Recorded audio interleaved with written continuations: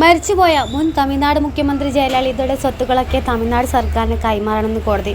ചെന്നൈയിലെ പോയസ് ഗാർഡനിലെ വസതിയും ബാങ്ക് നിക്ഷേപങ്ങൾ, 700 കിലോ വെള്ളി ആഭരണങ്ങളും, 28 കിലോ സ്വർണം, വജ്രം, മുത്തുകൾ, രത്നാഭരണങ്ങൾ, 11,000-ലധികം സാരികൾ, 44 എയർ കണ്ടീഷണറുകൾ, 250 അലങ്കരിച്ച പാദരക്ഷകൾ തുടങ്ങി കോടിക്കണക്കിന് രൂപയുടെ ആസ്തികൾ കോടതിക്ക് കൈമാറണമെന്നാണ് ഇപ്പോൾ നിർദ്ദേശിച്ചിരിക്കുന്നത്.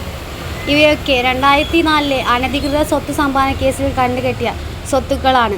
സർക്കാരിന് ഇത് കൈമാറണമെന്നാണ് കോടതി ഉത്തരവ്. ബംഗളൂരുവിലെ പ്രത്യേക CBI കോടതിയുടെയാണ് തീരുമാനം.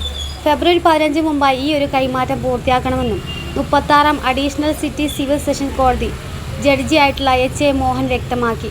കണ്ടുകെട്ടിയിട്ടുള്ള എല്ലാ സ്വത്തുക്കളും വിട്ടുകിട്ടണമെന്ന് ജയലളിതയുടെ സഹോദരൻ്റെ മക്കളായ ദീപയും ദീപക്കും നൽകിയ അപ്പീൽ തള്ളിക്കൊണ്ടാണ് കർണാടക ഹൈക്കോടതി വിധിയെ തുടർന്ന് തീരുമാനിച്ചത്.